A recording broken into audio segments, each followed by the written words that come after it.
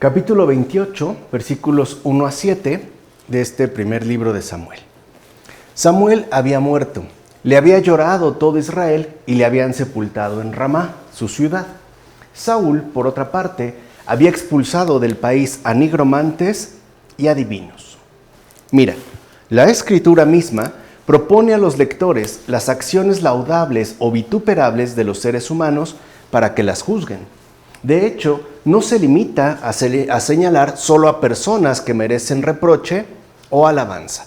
En efecto, la propia Escritura no llega a silenciar acciones elogiosas de personas reprobables, o bien acciones reprobables de personas dignas de elogio.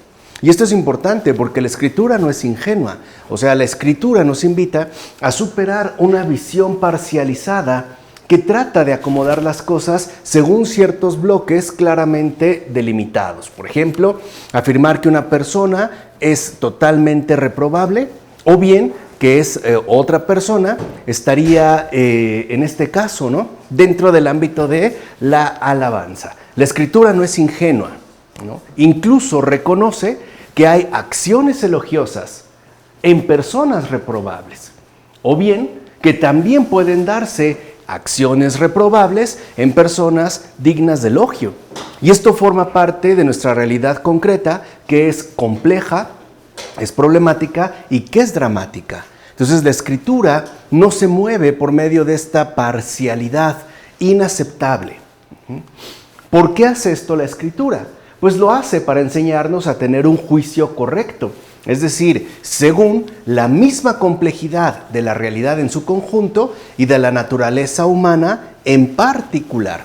Y esto es fundamental, porque nuestra naturaleza humana, así como la realidad en su conjunto, en efecto tiene como característica sustancial una inherente complejidad. Y es en base a tal inherente complejidad que la Escritura nos invita y además nos enseña, nos da ejemplo de cómo tener un juicio correcto. O sea, un juicio igualmente amplio, que logre detectar matices y que no excluya, digamos, de la propia realidad concreta, aspectos que son importantes. Fíjate, por ejemplo, en Saúl y David. Saúl hizo lo correcto al eliminar de su reino a los nigromantes y adivinos según la obediencia a Dios, aunque después él mismo incurrió en error. Ahora, que Saúl posteriormente incurriera en error, eso no significa que hiciera lo correcto por medio de eliminar de su reino a los nigromantes y adivinos. Esto la Escritura misma nos lo enseña. Y David, por ejemplo, fue merecedor de alabanza por su comportamiento ante Saúl. Pero eso no significa que de igual manera deba ser alabado por los pecados que Dios mismo le reprocha a través del profeta. Entonces podemos decir, en todo caso, que Saúl era una persona reprobable, pero no por ello estaba exenta de acciones correctas.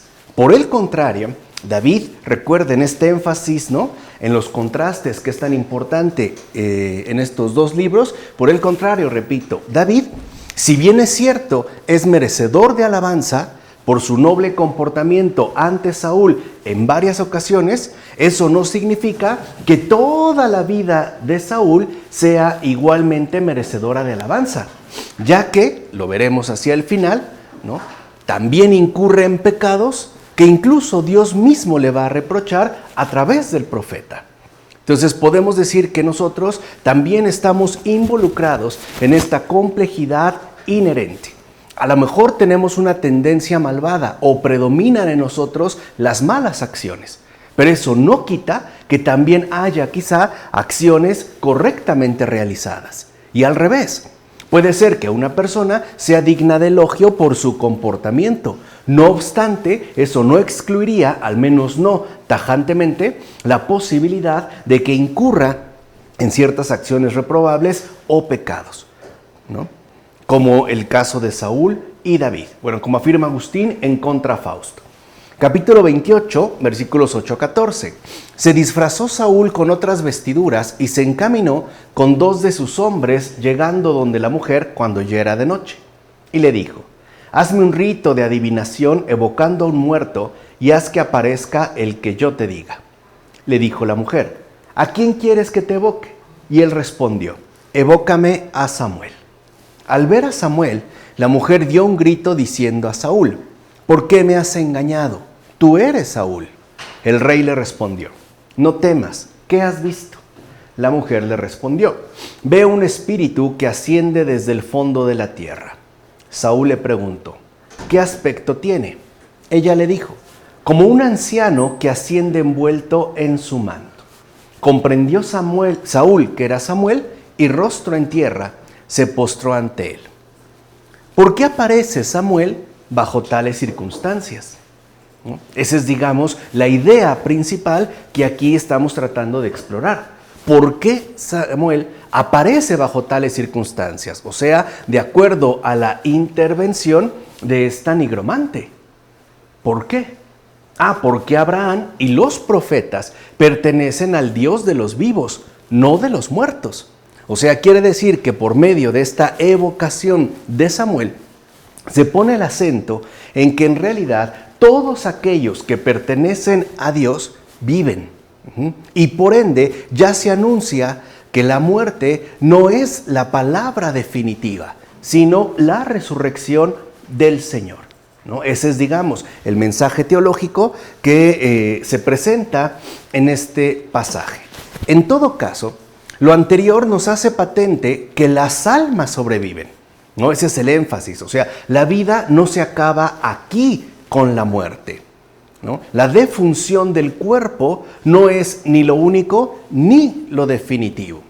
En realidad, las almas sobreviven y por ende, asimismo están necesitadas de salvación, es decir, de Jesucristo. El cuerpo puede morir, pero el alma no. El alma ciertamente sobrevive. Y justo porque sobrevive, está entonces necesitada de salvación, es decir, de Jesucristo. De ahí que Dios mismo nos enseñe, ¿no?, a que con todas nuestras fuerzas ser justos y profetas como Samuel. O sea, nuestro comportamiento tiene que estar regido por una orientación definitiva hacia el bien, tal y como lo hizo Samuel. Porque no se nos debe olvidar que no todo acaba con la muerte. Hay un más allá que no podemos dejar de lado. Pensemos pues en nuestra salida de este mundo, como afirma Justino Mártir en el diálogo con Trifón. Y tiene razón. Esa, por ejemplo, ¿no?, era una gran enseñanza medieval que correspondía al famoso memento mori, el momento de la muerte. Es decir, acuérdate que has de morir. Y no era para enfatizar una cierta negatividad o amargura en la existencia. Era sobre todo para centrarse de lleno en el recto obrar, pensando en la sobrevivencia del alma después de la muerte. O sea, que nuestra vida estuviera orientada ya desde aquí en la tierra por la salvación. O sea, que nosotros vivamos a la luz de Jesucristo. Y eso no nos vendría nada mal en el mundo contemporáneo. Pensar en nuestra salida de este mundo. Antes o después. Pero será inevitable para todos y cada uno de nosotros. Capítulo 28, versículos 15 a 25. Samuel dijo a Saúl, ¿por qué me has perturbado evocándome? Respondió Saúl, estoy muy angustiado. Los filisteos están en guerra contra mí y Dios se ha alejado de mí. No me responde ni por los profetas ni en sueños. Por eso te he invocado para que me indiques qué debo hacer. Samuel dijo, ¿por qué me consultas a mí si Dios se ha alejado de ti y se ha enemistado contigo? El Señor ha cumplido lo que había dicho por mediación mía. Ha arrancado de tus manos el reino y se lo ha dado a David, tu prójimo, porque no escuchaste la voz del Señor y no llevaste a cabo el ardor de su condena contra Amalec. Por eso el Señor cumple contigo este castigo. El Señor te entregará a ti y a los israelitas en manos de los filisteos. Mañana tú y tus hijos estaréis conmigo, y además el Señor entregará al ejército de Israel en manos de los filisteos. Duras palabras. Y veamos cómo Samuel, ni siquiera por haber abandonado esta tierra, deja de cumplir su misión.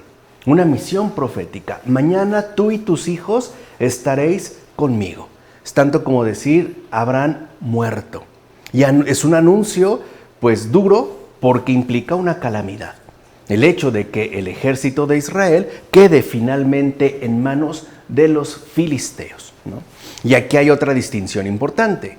¿Por qué desciende Samuel al Hades? Es decir, a la región de los muertos. Recuerden, ¿no?, que San Nigromante dijo, veo ascender aún como anciano con un manto. O sea, venía de abajo arriba. Porque es un santo. Y en cuanto tal, es precursor de Cristo. Donde quiera que esté, el santo es santo. O sea, quiere decir que Samuel, Abraham, los profetas y todos aquellos que se adhirieron fielmente al Señor, ¿no?, en su descenso descienden en calidad de justos, aun cuando falta la redención definitiva ofrecida por Cristo. Eso no cambia. En este caso en particular, como se menciona con Samuel. ¿O acaso Cristo ya no fue Cristo por haber descendido una vez al infierno? ¿Dejó de ser hijo de Dios porque se hizo presente en el lugar subterráneo? Para nada. Cristo es siempre Cristo, incluso estando en los abismos. ¿Por qué desciende entonces? Porque pertenece a los cielos. Así Samuel, aunque haya descendido al lugar de los muertos, su alma no pertenece a tal lugar, como afirma Orígenes en las homilías sobre el primer libro de Reyes.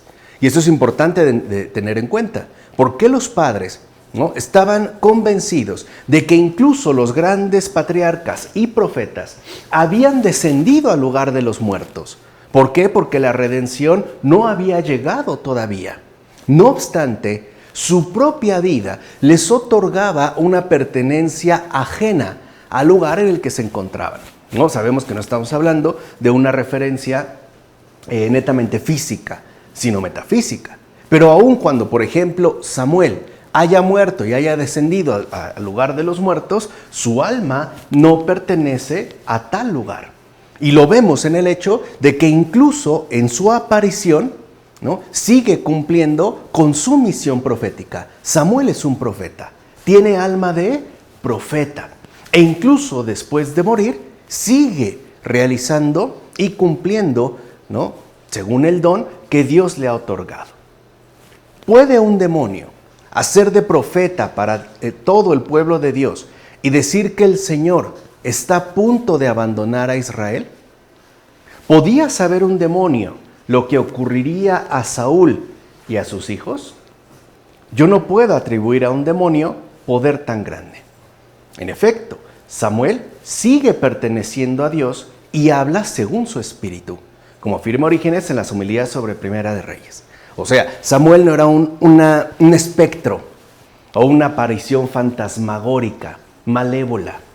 Era en efecto, ¿no?, la manifestación espiritual de Samuel, que como lo vemos, sigue, repito, cumpliendo con su misión profética y por tanto proclamando la verdad. Por eso no se trataba de un espíritu maligno, sino verdaderamente de una manifestación anímica, o sea, según el alma de Samuel. En todo caso, hay que tener en cuenta el juicio divino, cosa que, evidentemente, Saúl no hizo, como afirma Enodio de Pavía en la vida de Epifanio. Hay que tener en cuenta el juicio divino. ¿Por qué? Porque el alma sobrevive. Por eso diría en su momento el gran San Agustín, no te preocupes por la muerte, preocúpate por lo que viene después. Porque una vez que hayas muerto, tendrás que afrontar el juicio divino. Y es justo este juicio divino el que Saúl no toma en cuenta, ¿no? O sea, ni siquiera en estas circunstancias Saúl se apega fielmente a lo dicho por Samuel. Capítulo 29, versículos 1 a 11. Los jefes de los filisteos iban al frente con los batallones de 100 y de 1000. David y sus hombres iban en la retaguardia junto a Aquis. Dijeron los jefes de los filisteos, ¿qué hacen aquí esos hebreos? Además, ¿no es David del que cantaban a coro, Saúl ha matado a 1000 y David a 10,000? Entonces Aquis llamó a David y le dijo, por vida del Señor, Tú eres recto y me agrada que entres y salgas conmigo en el campamento, pues nada malo he encontrado en ti desde que llegaste hasta hoy. Sin embargo, no resultas grato a los jefes filisteos. Vuélvete, por tanto, y vete en paz para no disgustarlos. Mira, los paganos desprecian la vida, el estilo de vida y la doctrina de los fieles de Cristo, los cuales son llamados con razón hebreos, es decir, peregrinos. Eso significa la palabra hebreo, ¿no? Como sustantivo, peregrino, ya que ignoran en el colmo de su soberbia peregrinar ahora de los vicios a las virtudes. O sea, quiere decir que en este caso los paganos no se toman en serio ni el juicio divino ni la supervivencia del alma. Por eso, en el colmo de su soberbia, ¿no?, en la espesura de su extravío, no se deciden a peregrinar ya aquí y ahora de los vicios a las virtudes. No se esfuerzan, como sería el caso del cristiano, en pasar de las tinieblas a la luz. De hecho, no tienen la esperanza de pasar de la muerte a la vida. No quieren, pues, abandonar las adversidades de la vida. Por eso desprecian a los hebreos, pues su recorrido les resulta inaceptable, como afirma Beda en los comentarios a los libros de Samuel, en evidente referencia a David. ¿Por qué los filisteos, ¿no?, en este caso pertenecientes al rey Aquis, no quieren a David?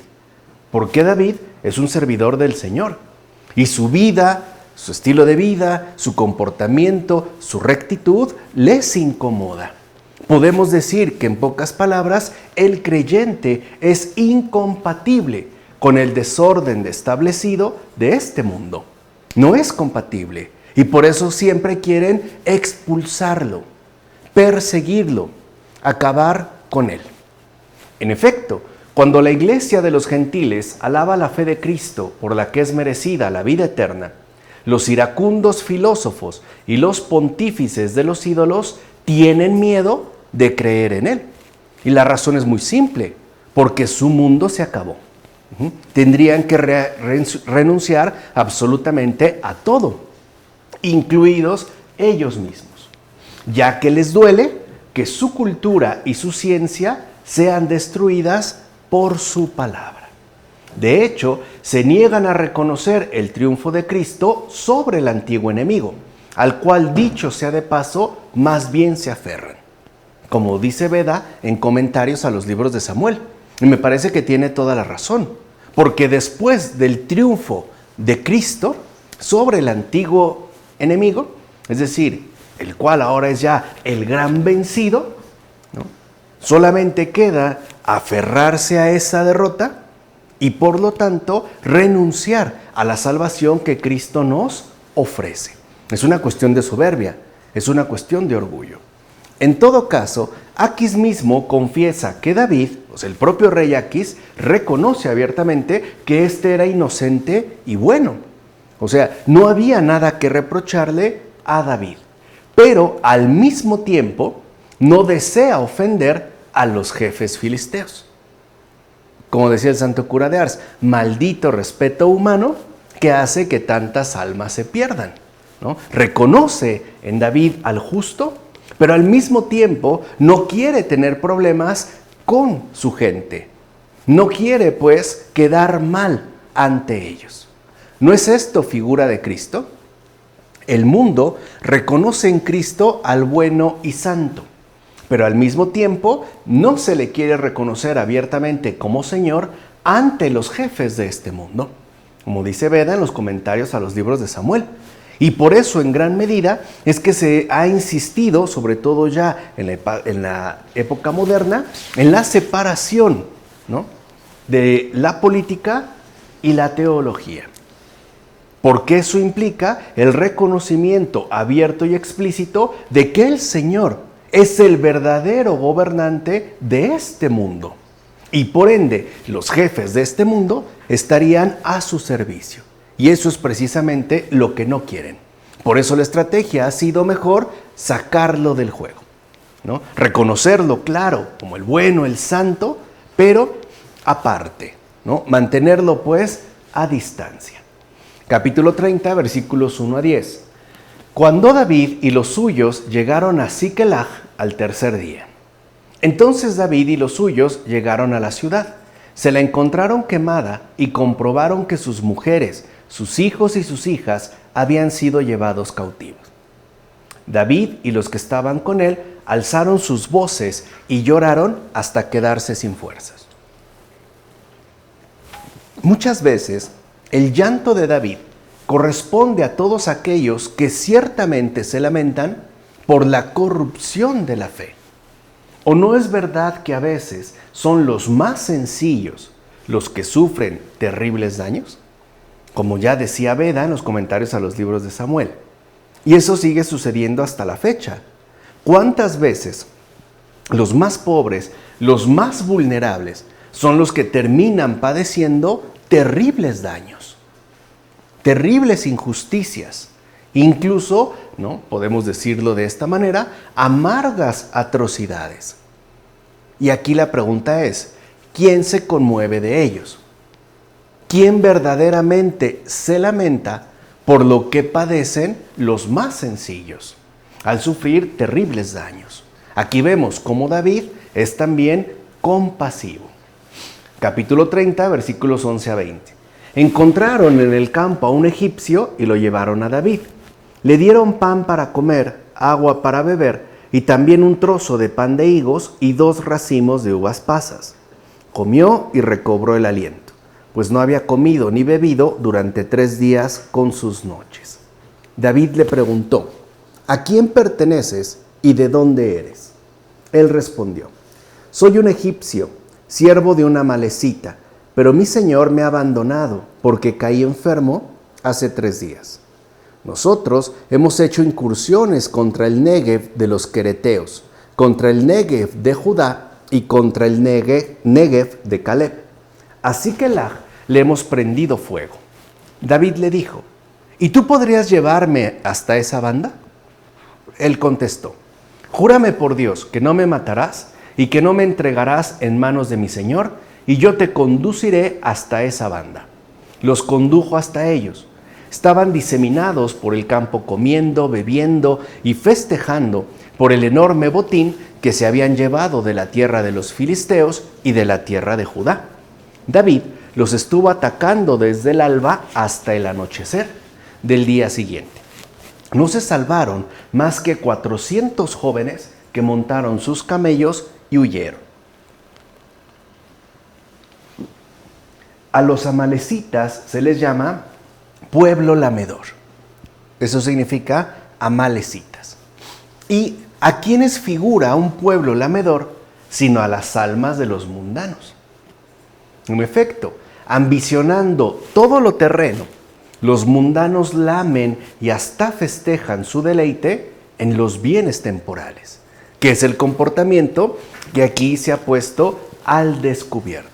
Es pues la pura mundanidad. Incluso se regocijan por el enorme botín que han conseguido, ¿no? Incluso se vanaglorian, digamos, de lo que han realizado. Lamen, ¿no? Por eso es el alma de los mundanos, lamen y festejan su deleite en los bienes temporales, como dice Gregorio Magno en las homilías sobre los evangelios. Capítulo 30, versículos 21 a 31. Llegó David hasta los 200 hombres que por estar fatigados para seguirle había dejado junto al torrente Besor. Ellos salieron al encuentro de David y de la tropa que estaba con él. David se acercó y los saludó con la paz. Sin embargo, los más perversos y mezquinos de entre los que habían ido con David dijeron, puesto que no han venido con nosotros, no les daremos parte en el botín que se ha salvado. Solo su mujer y sus hijos, que los tomen y se vayan. Pero David dijo, no hagáis eso después de lo que el Señor nos ha concedido. Nos ha protegido y ha entregado en nuestras manos esa banda que había salido contra nosotros.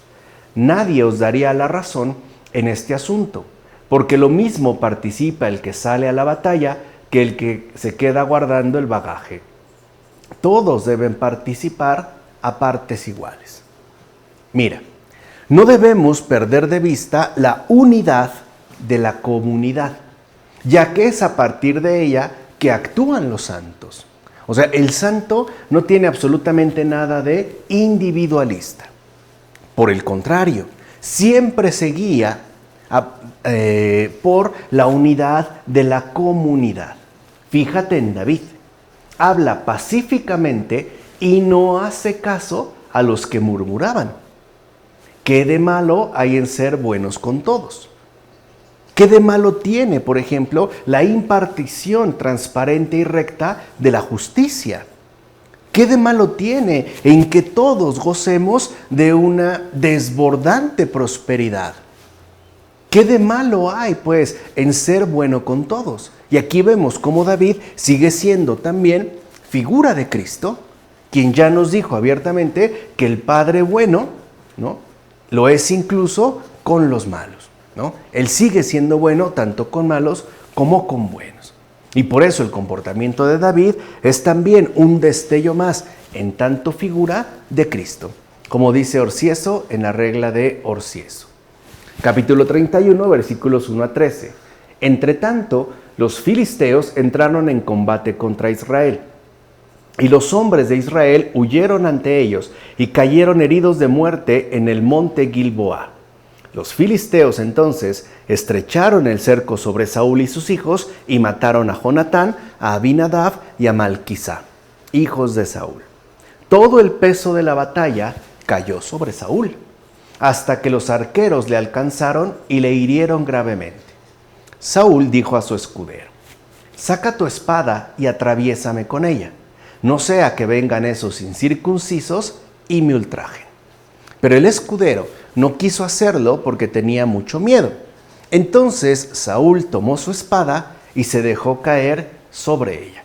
Lo primero que vemos es el cumplimiento de la palabra profética que le dirigió Samuel. Mira, irrumpió gente perfectamente organizada para destruir el reino de Israel y para aniquilar a los hijos del reino. Con su corrupción, corrompieron a los sacerdotes, escribas y fariseos, y prohibieron a los dirigentes del reino que, aunque herejes, predicaran sencillamente la gracia del Espíritu Santo. Esto es idéntico a matar a Jonatán, que significa don de la paz. Prohibieron también alabar al Padre con el culto digno de Él, que nos hizo hijos suyos por adopción, no por naturaleza. Tal es la muerte de Abinadab, es decir, padre voluntario, o sea, la oposición a la voluntad divina.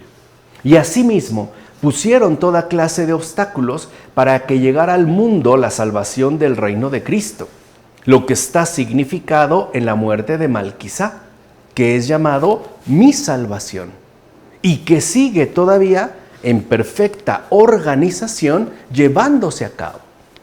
Es por demás evidente que en el mundo actual hay un montón de obstáculos para que llegue al mundo entero la salvación de Cristo. Hay una gran oposición, pues, a que las almas se salven.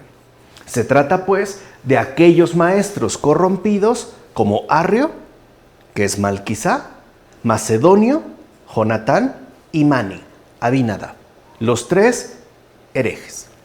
E incluso me atrevo a decirlo así, grandes herejes. Arrio en el sentido de Malquisá, Macedonio en el sentido de Jonatán y Mani en el sentido de Abinadab. En efecto, fíjense, Arrio negó la omnipotente divinidad de Cristo. Macedonio barrió los dones del Espíritu Santo. Y el último blasfemó contra la bondad del Padre, como afirma Beda en los comentarios a los libros de Samuel. O sea que en todo caso y de fondo, los herejes siempre buscan oponerse a la verdad.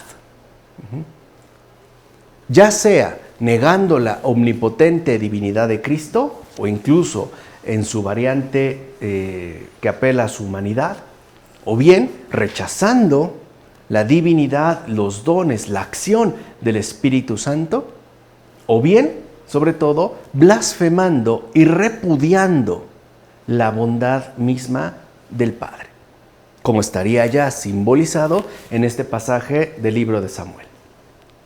En todo caso, el escudero de Saúl representaba a los doctores de la ley, pues así como las armas deberían servir para matar a los depravados filisteos, así también las armas de los israelitas no son otras que la palabra de la doctrina espiritual con la que el pueblo de Dios debería haber sido liberado de todos los peligros, como dice Beda en los comentarios a los libros de Samuel.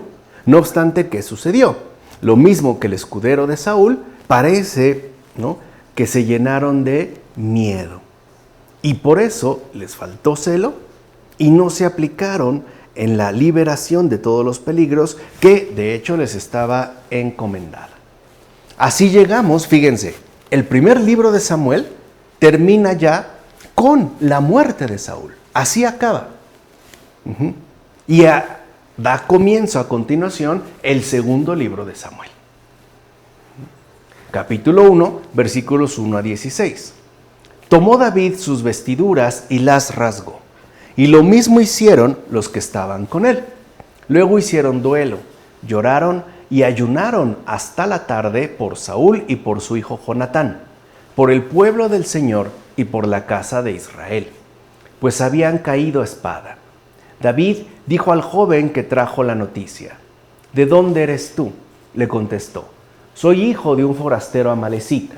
Le dijo David: ¿y cómo no te importó alzar la mano y matar al ungido del Señor? Recuerden que David lo pudo haber hecho por lo menos en 2 ocasiones y no lo hizo. Llamó David a uno de sus asistentes y le dijo: acércate y mátalo. Este lo hirió y murió. Y le dijo David: caiga tu sangre sobre tu cabeza. Tus propias palabras te han condenado al decir: yo he matado al ungido del Señor. ¿Qué nos dice este pasaje? Para empezar, que David rebasa lo que prescribe la ley, o sea, la ley del talión. En efecto, no es lícito matar a otro, aunque éste lo pida y lo quiera. En consecuencia, como dijo David, caiga tu sangre sobre tu cabeza. Es decir, uno mismo es la causa de su propia muerte.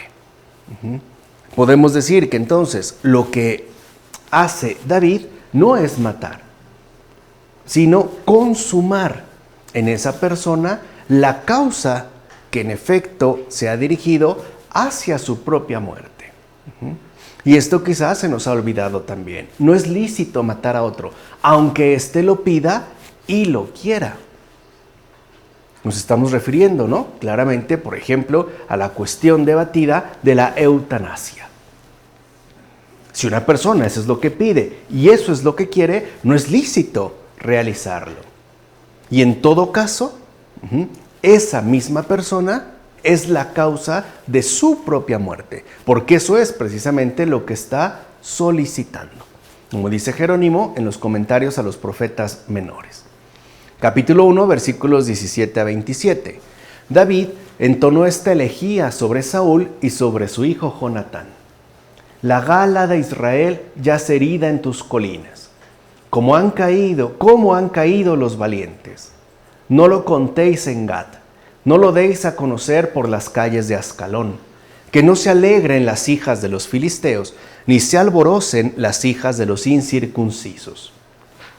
Montes de Gilboa, ni rocío ni lluvia caiga sobre vosotros, ni seáis campos de primicias, que allí ha sido mancillado el escudo de los valientes, el escudo de Saúl no untado con aceite. ¿Cómo han caído los fuertes en la pelea? Jonatán, muerto sobre tus collados. Siento angustia por ti, Jonatán, hermano mío, tan grato para mí. Era tu amor para mí más preciado que el amor de las mujeres. ¿Cómo han caído los valientes? ¿Cómo han perecido los guerreros? Conviene no divulgar aquello que pueda llegar a alegrar a los enemigos. En efecto, no es conveniente propagar rumores de ningún tipo. Mira, lo mismo que tú no puedes callar, así tampoco podrá aquella persona conservar en sí el secreto. Aprende pues a guardar tu palabra, como afirma Juan Crisóstomo en contra de los judíos. Si yo le cuento un secreto a otra persona y le digo que no lo divulgue, yo mismo estoy dando pie a que lo haga, porque si era un secreto no tenía por qué haberlo dicho. No tenía por qué llevar a cabo propagación de rumores. Por eso también se nos invita a guardar la palabra. Para los que cometen crímenes está prevista una terrible privación de dones, y especialmente en referencia a los dones futuros. Porque no olvidemos que en efecto hay dones presentes, pero también hay dones futuros. Es esto justamente lo que afirma David cuando dice que los montes sean castigados. ¿En qué consiste el castigo? En una perpetua esterilidad. ¿Se acuerdan? Ni lluvia ni rocío, ni seas tierra de primicias. O sea, aquí el castigo es la esterilidad. En efecto, los que profanan suelo inocente no tendrán ni rocío aquí en la tierra, ni las primicias de la futura resurrección. O sea que cuando nosotros atentamos contra alguien más, cuando profanamos suelo inocente, no tendremos dones aquí en la tierra y tampoco tendremos las primicias de la futura resurrección. Acuérdense lo que se había mencionado ya en relación al juicio divino. Y es esto precisamente también lo que está exponiendo David, como dice Ambrosio en sobre Caín y Abel. Ahora bien, qué noble fue la acción de David, que pudiendo hacer daño al rey, su enemigo, prefirió respetarlo. Esto ayudó también al sucesor, ya que le enseñó a no usurpar el poder. Es decir, David está siendo ejemplo, ¿no?, para sus sucesores. Así pues, la honestidad fue preferida a la utilidad. Y dicha honestidad era inseparable de un sincero amor. ¿Qué madre habría llorado hacia un hijo como David lloró a su enemigo? ¿Quién podría alabar de esa manera a quien había atentado contra su vida? Incluso vemos que los propios elementos pagaron por el espectáculo del rey muerto. Sucede lo siguiente: un homicidio trae siempre consigo la maldición del suelo inocente. O sea, un homicidio termina repercutiendo negativamente en la creación entera. Un homicidio trae consigo siempre la maldición del suelo inocente. ¿Cómo estará entonces la creación en estos tiempos? O sea, ¿cómo estará? Como dice Ambrosio en los deberes de los ministros. En todo caso, David amó a Saúl como a sí mismo, y este amor no le permitió ni sentir envidia de él, ni guardarle rencor a pesar de todo. Al final, ni siquiera mencionó ni sus trampas ni sus injusticias. O sea, incluso al final, David no habla mal de Saúl, lo cual ya manifiesta que no le guarda ningún rencor. Más bien, le tributó hasta el final su sincero respeto y no le perjudicó en nada, ya que ni siquiera le acusó. Además, David no pudo recompensar debidamente a Jonatán, ese amigo bienhechor que murió antes que él. Qué gran afecto tenía David por Jonatán. Ojalá que nosotros tuviéramos un afecto igual por los vivos y los muertos, que es precisamente a lo que se nos invita, a que nuestro afecto no solo se remita a los vivos, sino incluso que éste también se extienda a los muertos, a los difuntos. Que nuestro amor no se limite a los conocidos, sino que tengamos en cuenta también a los desconocidos, como afirma Juan Crisóstomo en las homilías sobre la carta segunda a Timoteo. Capítulo 2, versículo 1 a 11. Luego le comunicaron que los de Yabes de Galaad habían sepultado a Saúl. Entonces David envió mensajeros a los hombres de Yabes de Galaad, diciéndoles: que el Señor os bendiga por haber hecho esta obra de piedad con Saúl, vuestro señor, al darle sepultura. Que el Señor os trate con misericordia y lealtad. Yo también me mostraré bondadoso con vosotros por todos estos hechos. Ahora sed fuertes y tened ánimo. Ha muerto Saúl, vuestro señor, pero la casa de Judá me ha ungido a mí como rey suyo. Qué importante es ser siempre compasivos. Por eso David bendice a todos aquellos que dieron sepultura a los huesos áridos de Saúl y Jonatán. No obstante, habrá que volver de nuevo a aquella opinión según la cual los insepultos no podrán atravesar el río infernal, que era una creencia básicamente pagana. Que esto esté lejos de la fe cristiana. En efecto, la verdad misma nos ha dicho lo siguiente: no temáis a los que matan el cuerpo, como lo afirma el Señor en el Evangelio de Lucas. Así pues, no nos preocupemos por la ingente muchedumbre de mártires cuyos cuerpos no han podido ser sepultados. Y fueron muchos. Fueron muchos los mártires que, dadas las circunstancias, no pudieron tener una sepultura. Es más, ni siquiera en muchos casos se pudieron recuperar sus cuerpos. Y aún la gente que los estimaba y quería obtenerlos no pudo. Pero estaban movidos, cierto, ¿no?, por un afecto sincero, pero también por esa creencia pagana que hemos mencionado. Ahora, que no hayan podido ser sepultados, ¿les impide llegar a los lugares deseados? O sea, esa razón, digamos, o esa circunstancia, ¿les impide pues llegar al cielo? Por supuesto que no. En nada perjudica a los fieles la sepultura negada a sus cuerpos, ni aprovecha a los infieles la sepultura ostentosa, como hoy en día se suele insistir. Por ejemplo, vamos a un cementerio y vemos sepulturas muy ostentosas, incluso con luces, con música, ¿no? Unas hasta tienen aire acondicionado. Y uno se pregunta, ¿para qué? O sea, ¿realmente eso, ¿no?, les va a aprovechar en relación al más allá? No. Lo mismo que a los fieles, una sepultura negada a sus cuerpos tampoco les perjudica. ¿Por qué son entonces bendecidos por David aquellos que sepultaron a Saúl y a sus hijos? ¿Por qué? O sea, si eso no es lo importante, ¿por qué Saúl se muestra agradecido, ¿no?, con aquellos que sí dieron sepultura tanto a Saúl como a sus hijos?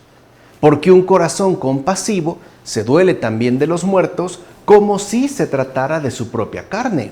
Es decir, quiere siempre lo mejor para ellos. Si en realidad no importa, pero si es posible darles una digna sepultura, hay que hacerlo. No porque estén muertos, entonces se acabó el afecto, como habíamos dicho hace un momento, ¿no? Que el afecto, la caridad, no solo se dirige a los vivos, sino también a los difuntos. Por eso nuestras oraciones, ¿no?, por los fieles difuntos. En efecto, un corazón compasivo procura lo mejor para los vivos y los muertos. Agustín en La Piedad con los difuntos. O sea que un corazón compasivo tiene en cuenta tanto lo que sucede aquí en relación con los vivos, como, ¿no?, de igual manera tiene en cuenta el destino hacia el cual se están dirigiendo los difuntos.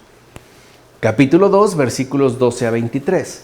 Aquel día se entabló una dura batalla.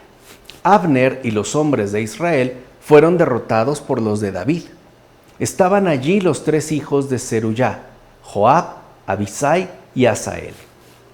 Asael era veloz como un gamo. De nuevo le habló Abner a Asael: deja de perseguirme. Si me obligas a derribarte a tierra, ¿cómo voy a ir después con la cara levantada ante Joab, tu hermano? Pero Asael no quiso apartarse, y entonces Abner le hirió en el vientre atravesándole con la lanza. Cayó allí mismo y murió en el acto. Todos los que llegaban al lugar donde Asael había muerto se detenían. Mira, cuando los coléricos arremeten contra los demás, se les debe llamar la atención, y no con un reproche, sino tratándoles con cierto grado de cortesía. Esto ya lo habíamos visto en una ocasión distinta, ¿no? A un colérico hay que tratar, pues, de como hay que tratar como de suavizarlo, para lo cual a veces es prudente emplear un cierto grado de cortesía. Si nosotros, cuando hay un arranque colérico, respondemos con reproches, lo único que eso provocará es que la intensidad de la cólera aumente, ¿no? Este es el ejemplo que nos da Abner, perseguido por Asael. ¿A quién representa Asael? Sino a los que se dejan llevar precipitadamente en un arrebato de ira. Pierde la razón, se descontrola y por ende actúa de manera precipitada. Estos, como Asael, cuando se hallan bajo el ímpetu de la ira, deben ser doblegados cuidadosamente, es decir, no con el mismo ímpetu con el que han sido arrebatados. Por eso Abner, que significa luz de padre, le lanza los dardos de su palabra. Pero, como los coléricos no se tranquilizan con ninguna consideración, les pasa como a Asael. Es decir, no dejan de perseguir y ensañarse. En consecuencia, es necesario que los que intenten calmarles no se muestren furiosos, sino siempre tranquilos, como se comportó Abner al principio. Ahora bien, amenazar con la lanza significa tocar de alguna manera y con tranquilidad al colérico para vencerle con respeto, como afirma Gregorio Magno en la regla pastoral. Y eso también, ¿no?, nos deja entrever una regla de oro que se mantuvo prácticamente firme a lo largo de los siglos, hasta bien entrado el siglo XIX, y era la cuestión de honor. ¿Dónde estaba el honor y el respeto? ¿De qué manera se va a dar ciertamente el trato? Capítulo 2, versículos 24 a 32, al capítulo 3, versículos 1 a 5. La guerra entre la casa de Saúl y la casa de David fue larga, pero David se iba fortaleciendo, mientras que la casa de Saúl se debilitaba día tras día. Aquí, de nuevo aparece un claro contraste, cuyo eje es la guerra. Se ha desatado una guerra entre la casa de Saúl y la casa de David. Además, una guerra que fue ciertamente larga. No obstante, a pesar de estar involucradas las dos casas, ¿no?, de Saúl y de David, en el mismo panorama, no les ocurre exactamente lo mismo. La casa de David se va fortaleciendo, mientras que la de Saúl se va debilitando, va en declive. Que tu alma medite siempre las cosas de Dios. En efecto, a veces se desatan los conflictos, pero observa lo siguiente: con el beneplácito de Dios, los justos se fortalecen y los malvados decaen. Cuando se desatan los conflictos, es el momento oportuno para ejercitar todas las virtudes.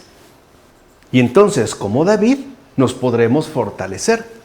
Mientras que, si nosotros tenemos malicia, lo que esto provocará es que nos hundamos más y más, ¿no?, que vayamos pues en franca decadencia. Ten pues paciencia y valor y no desfallezcas, como afirma Cirilio de Alejandría en la carta de Nestorio a Cirilo. A veces nos preguntamos, ¿por qué las cosas no mejoran? ¿Por qué parecen incluso ir de mal en peor? ¿Qué es lo que está ocurriendo? ¿Acaso Dios se olvidó de mí? ¿O está molesto conmigo? O, en definitiva, ¿qué estoy haciendo mal? ¿No? ¿Qué es lo que está ocurriendo? No perdamos de vista, ¿no?, la presencia misma de Dios y su actuar. Porque es en las dificultades donde se ejercitan las virtudes, como se lo dijo el Señor a Santa Catalina de Siena. ¿Qué se requiere en estos momentos? Recuerden, la guerra entre la casa de David y la casa de Saúl fue larga. O sea, el conflicto no fue de corta duración, se prolongó y se prolongó bastante. Entonces, en tiempos de conflicto, ¿qué es lo que requerimos? Paciencia y valor. Y sobre todo, no desfallecer, que es parte también, ¿no?, de lo que puede llegar a presentarse dentro de nuestra vida espiritual. Habrá momentos en los que en definitiva sintamos como un abandono de fuerzas e incluso nos sintamos inclinados al desfallecimiento. Bueno, lo que requerimos en ese momento es paciencia y valor, confianza en el Señor sin desfallecer, aun cuando la situación conflictiva, ¿no?, parezca no tener fin, como dice Cirilo de Alejandría en la carta de Nestor a Cirilo. En todo caso, la justicia de Dios es evidente. En efecto, los acontecimientos prueban cómo el Señor nos juzga. Al parecer, los malvados se engrandecen todos los días, ¿sí o no? Tal parece que los malvados triunfan en este mundo y les va muy bien y no les pasa absolutamente nada. Mientras que, al parecer, los justos se debilitan y disminuyen. Incluso algunos justos, por no decir muchos, desfallecen. Ellos, los malvados, prosperan. Se ven brillosos, ¿no? Mientras que los justos son abatidos. Pero sucede más bien lo contrario, ya que los malvados se debilitan día tras día ante el Señor. O sea, los malvados en este mundo sí prosperan y efectivamente lo hacen, pero ante el Señor están en franco declive. Y no olvidemos, vuelvo a insistir, el juicio divino, ¿no?, la sobrevivencia del alma. Así pues, mientras que en este mundo parece que los malvados, ¿no?, se engrandecen y los justos decaen, sucede precisamente lo contrario. Los malvados están debilitándose debido, ¿no?, a su comportamiento inaceptable día tras día ante el Señor, mientras que el justo se va fortaleciendo ante Dios, como dice Salviano el presbítero, en sobre el gobierno de Dios. Capítulo 3, versículos 6 a 19. Entonces Abner envió mensajeros a David para que le dijeran en su nombre: ¿de quién va a ser el país? Si haces un pacto conmigo, me pondré de tu parte para hacer volver a ti todo Israel. David respondió: está bien, haré un pacto contigo, pero una cosa te pido: no te presentes ante mí si cuando vengas a verme no traes a Mical, hija de Saúl. Por otra parte, David envió mensajeros a Isbal, hijo de Saúl, diciendo: devuélveme a mi mujer Mical, con quien me casé por una dote de 100 prepucios de filisteos. En este caso, David es símbolo prefigurativo del Nuevo Testamento. En efecto, en aquel tiempo estaba totalmente prohibido recibir a la esposa contaminada por otro. No olvidemos que el propio Saúl separó a Mical de David y él mismo la entregó a otro. No obstante, David no la rechaza, sino que la quiere tener consigo. Por eso Cristo dijo a la adúltera: tampoco yo te condenaré, vete y no peques en adelante, como lo dice en el Evangelio de Juan. ¿Entiendes ahora el gesto de David? El Nuevo Testamento manifiesta que el crimen de la adúltera, entiéndase, la humanidad en su conjunto, ha sido borrado por la divina misericordia, como afirma Agustín en las uniones adulterinas. O sea que aquí se ve una manifestación de misericordia que incluso sobrepasa la estructura inicial de la ley. Porque si en principio no estaba aprobado recibir a una mujer que había estado con otro hombre, David dice: sí, la quiero conmigo. La quiero ciertamente conmigo. El crimen de este adulterio, ¿no?, que figura la humanidad en su conjunto, es borrado pues por la divina misericordia. Se da ya también un destello del obrar mismo de Dios. Capítulo 3, versículos 20 a 30. Llegó pues a Hebrón junto a David con 20 hombres más, y David preparó un banquete para ellos. Después Abner dijo a David: voy a levantarme para reunir a todo Israel ante mi señor, el rey, para que hagan un pacto contigo y reine sobre ellos según tus deseos. David despidió a Abner, que se marchó en paz. Salió Joab de la presencia de David y envió a unos mensajeros en busca de Abner, que consiguieron hacerle volver desde la cisterna de Sirá, sin que David se enterara. Cuando volvió Abner a Hebrón, Joab lo condujo aparte, a un lado de la puerta, como para hablarle en secreto. Esto recuerda como a Caín y Abel, ¿no? Pero allí mismo le hirió en el vientre y lo mató para vengar la sangre de su hermano Asael.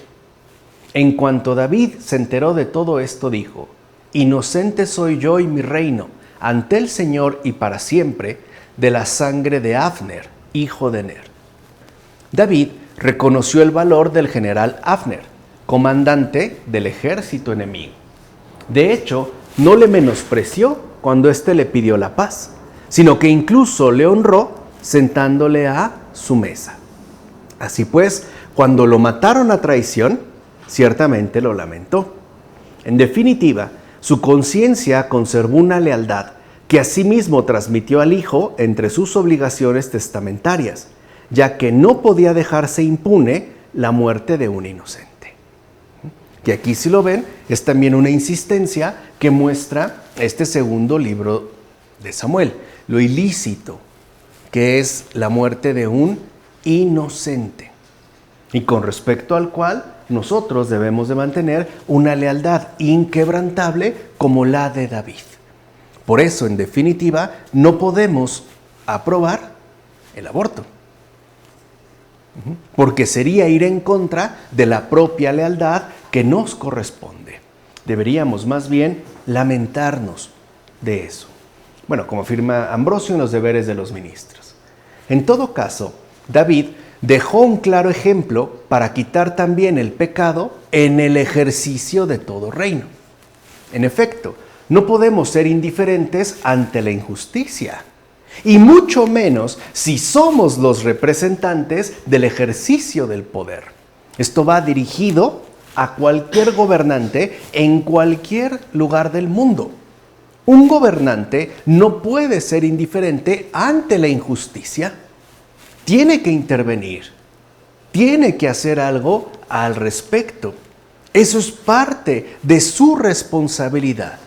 Eso es parte de lo que implica el ejercicio de poder que ha asumido. Ahora bien, si cometes pecado, arrepiéntete. Sufres la tentación, vénsela, como dice Ambrosio en una carta. Ok, a lo mejor hemos sido indiferentes, pues nos arrepentimos de esta indiferencia.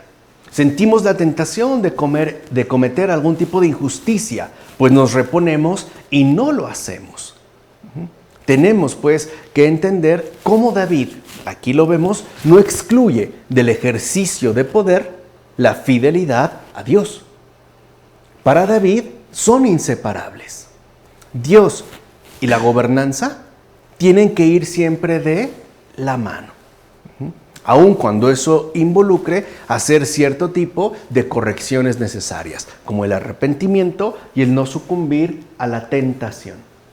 Capítulo 3, versículos 31 a 39, al capítulo 4, versículos 1 a 12. Y ya con esto terminamos la ocasión de hoy. Pero David respondió a Recab y a su hermano Baaná, hijos de Rimón el de Beerot: por la vida del Señor que me ha librado de todo peligro, ¿no?, al que pensaba traerme una buena noticia, anunciándome: ha muerto Saúl. Lo mandé apresar y darle muerte en Siquelag, en lugar de recompensarle. ¿Cuánto más ahora que unos hombres malvados han asesinado en su casa y en su lecho a un hombre cabal? No os voy a pedir cuentas de su sangre y no voy a eliminaros de la tierra. Y mandó David a sus asistentes que los mataran. Luego les cortaron las manos y los pies y los colgaron junto a la alberca de Hebrón. Después tomaron la cabeza de Isbaal y la enterraron en el sepulcro de Abner en Hebrón. Mira, Recab y Baana, hijos de Rimón de Beerot, asesinaron con dolo a Isbaal, hijo de Saúl. Y al enterarse David, mandó que asimismo los mataran. En realidad, Isbaal no era justo, pero se le llamaba cabal porque fue asesinado sin culpa, como afirma Jerónimo en el diálogo contra los pelagianos. Y aquí vemos nuevamente con lo que iniciamos el día de hoy, la complejidad de la realidad que no admite parcializaciones fáciles. Ok, Isbaal no era justo, cierto, pero la manera en la que fue asesinado lo convierte en un hombre cabal.